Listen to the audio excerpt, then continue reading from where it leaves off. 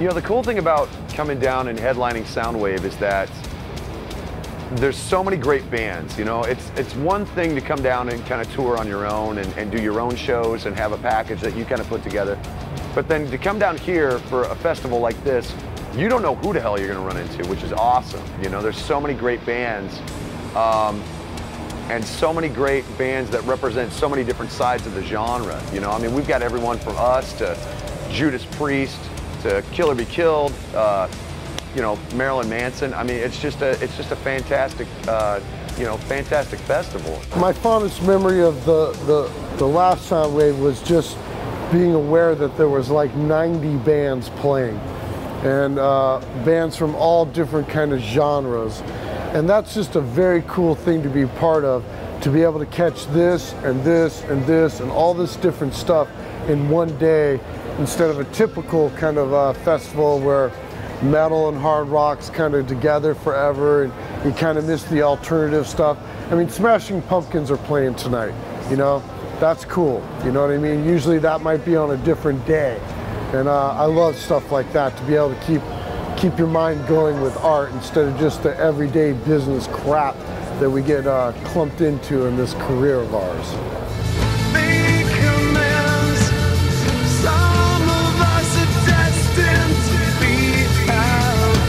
Ever since we came down here the first time in 2000, I mean, the fans here in Australia have been so good to us, you know? I mean, they're mental, they're passionate, they love music, they love metal music, they love Slipknot music. I mean, every time we've played here, every show has just been better and better and better. And, you know, that's going on 16 years, which is insane, you know? But, you know, we're really lucky to be able to you know, to kind of hit all the corners of the planet, and Australia is definitely one of those places where we always try to get back down here. Something is tempting the Father.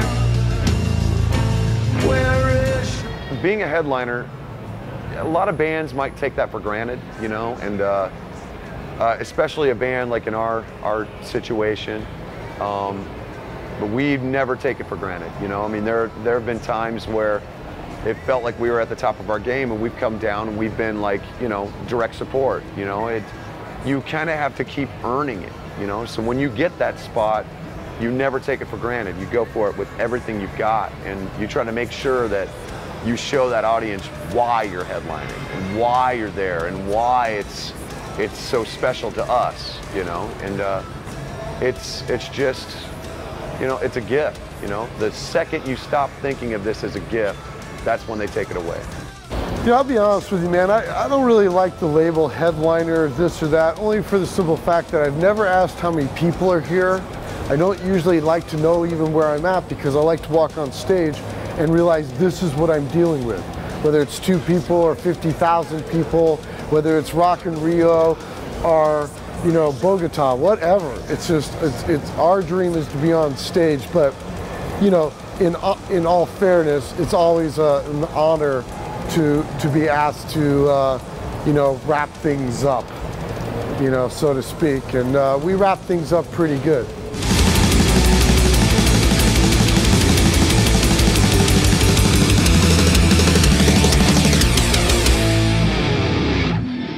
I am, you know, I'd love to say I'm going to get a tan.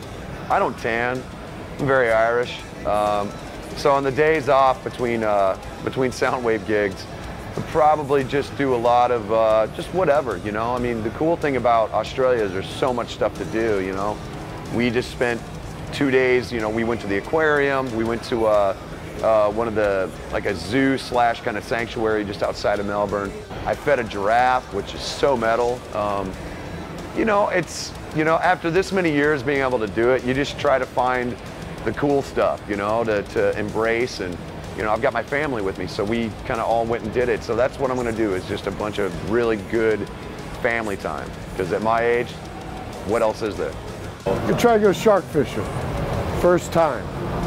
First time. It's kind of one of those things growing up as a kid, really wanting to do. And this is like the first time I might actually have a chance to let rock and roll give me a proper little vacation to do something I want to do besides being a geeked out tourist, you know, seeing Big Ben or, you know, blah blah this or blah blah. I mean, this is proper something I want to do because of the continent I'm in. It's like I want to go out and I want to catch some big fucking fish.